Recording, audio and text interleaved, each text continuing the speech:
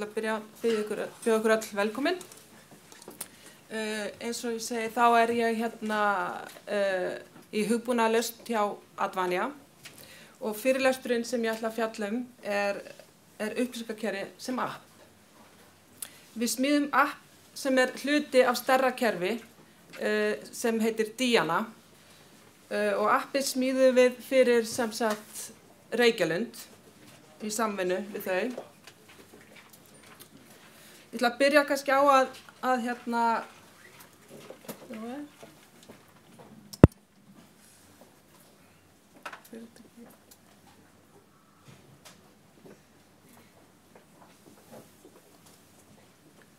Ég ætla að byrja kannski að segja hvað Diana á fyrstu glærinni. Það hérna stjórnunar- og sjúkraskrákerfi á heilbrigðissviði. Og hvert megin hlutverk kerfisins? Það að skrá þjónustu sem sjúklingur fær og teknar eru út upplýsingar þjónustu sem veitt. Og hverjir eru það svo sem nota Diana? Það eru starfsmenn í heilbrigðisgeiranum, læknar, hjúkrunarfræðingar, sjúkraþjálfarar, ritarar og iðjuþjálfarar og fleira. Og hvaða gögn eru skráð í Diana? Þetta öll helstu sjúkragögn, greiningar, lyfseðlar, mælingar, dagalar, og tímabókanir og mætingar og fleira. Hvernig svo rekstrarumhverfið á Reykjalundi? Kerfið hýst á Reykjalundi og það klient sem sagt á hverri vel.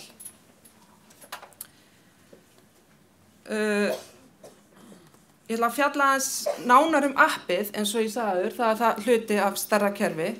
Þá kemur spurning hvers vegna app en ekki, hvers vegna þetta eitthvað ekki alveg að ganga hérna, hvers vegna app en ekki vefur.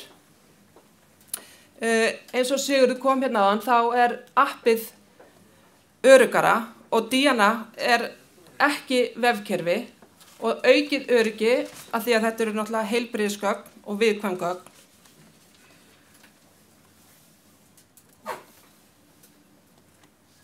Og hvað gerir fyrsta app í Diana? Það veitir aðgangi að dagskrá, stundaskrá sjúklinga og þjálfara. Við skráum í hópa og mætingar inn í Diana-kerfið. Hvers vegna þurfum við hreyfanlegt skráningartæki? Jú, því að hóptímarnir eru oft út á akrinum og það engin tölva aðgengileg. Þetta eru svona hópar eins og gönguhópar og hjólahópar sem þarf að vera hægt að skrá með spjaldtölvu og síma.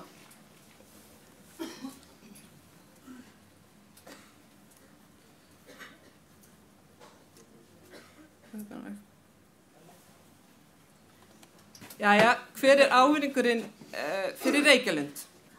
Það aðgengi að upplýsingum á vettvangi, til dæmis stundaskrá sjúklings, rauntímaskráning og engin frumskráning á pappír. Og það kallar að sjálfsögðu á réttari skráningu. En hvaða tækni þetta sem við notum? Nú hef ég bara talað appið. Við erum með Android frá Google sem opið stýrikerfi og tæki og tól sem við notum, það var Eclipse sem við þróuðum forritið í, en í rauninni hægt að nota hvaða þróunartól sem svo lengi sem það styður Java. Við erum með Android SDK frá Google og með honum fylgir Emulator sem sýndavél. Það gerir það verkum að það mjög gott að geta þróað tækið án þess að vera með síma eða spjaldtölvu svona í byrjun. En appið keyrir bæði í síma og spjaldtölvu. Kerfið talar við vefþjónustu og það Delphi og hún heitir REST Data Snap Server og það DBX JSON klasasafn. Gögnin eru sem sagt fara á milli á JSON-formati sem samþjappar öllum gögnum og þannig að þau vera mjög létt og eru fljót að fara á milli. Öryggismálin, eins og Sigurður kom hérna áðan, þá skráningin í gegnum lokað kerfi, lokað net fyrirgefið. Hérna ég með smá sýnishorn af appinu sem við gerðum og ég ætla að taka það fram að þetta öll bara prufugögn og þetta í þróunarumhverfið og það þessna sem þetta bara upp á vídeo þegar tíminn mjög knappur. Hér sjáum við innskráningagluggan og við sláum inn notendanafn og ýtum á innskrá. Það opnast glugginn hópar dagsins og þar listar hann út alla hópa sem eiga við þennan ákveðna dag. Það svo hægt að fletta á milli með því að smella á örvahnappana og það listast þeir hópar sem við eiga.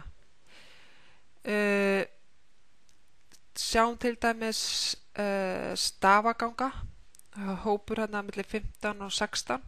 Þá eru skráðir 12 manns í hópin og það búið að merkja við 7. Nú, ef ýtt á hnappinn með græna plúsinum þá þýðir það að verið að þjálfari að skrá sig inn eða verið að skrá sig sem umsjónarmaður hóps, og ef ýtt á hnappinn með rauða exinu þá hann að taka sig af, fjarlæga sig úr hópnum. Ég loggaði minni kerfi sem Sofía Gunnarsdóttir og ég sem sagt þjálfari eða starfsmaður og ég ýti á boltatímahnappinn sem tilheyrir boltatímanum. Þá ég komin inn í kladdan og hér get ég þá merkt við og ég ætla að byrja því að setja að skrá sjúkling í hóp og ég smetla það úr menjú. Þá kemur upp svona lyklaborð sem ég get slegið inn kennitölu sjúklings og smetla leita. Þar kemur upp hún Elisabeth, ég skrái hana í hóp og þá hún komin hér í listan. Ég merki við hana mætt og mig líka sem Sofíu Gunnarsdóttir þjálfara og smetla á vista. Þá fæ ég aftur upp valmyndina með öllum hópum dagsins. Þar sé ég þá að búið að fjölga í boltatímanum 2. Næst ætla ég að skoða stundaskrá sjúkling.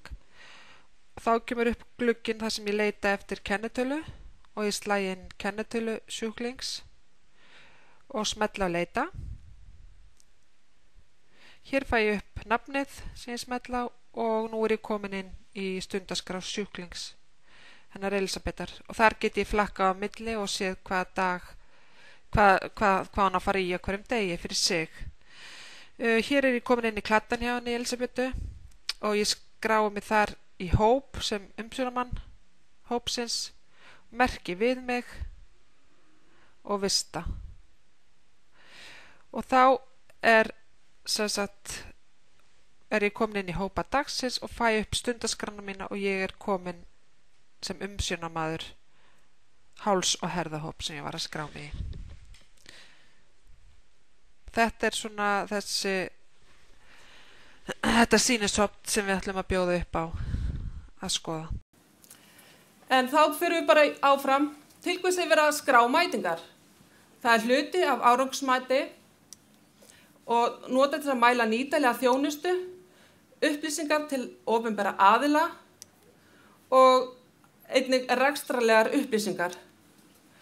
Við viljum líka fá að þetta svona mælaborð stjórnenda, eins og þetta getum við fengið út úr appinu. Það hvað mikið mætt í hópana, fjarvistir og fleira. Fleiri tækifæri. Sjáum við fleiri tækifæri? Jú, við sjáum skráningar, mælingar með símum og spjaldtölvum og ýmis aðgangur að skjalasafni, bréfakerfi og skýrslum og bókanir í opna tíma. En hvað með læknin og stofugangin? Er framtíð að hann labbi kannski stofugangin með spjaldtölvu? Það eru endalausa möguleikar. Takk fyrir.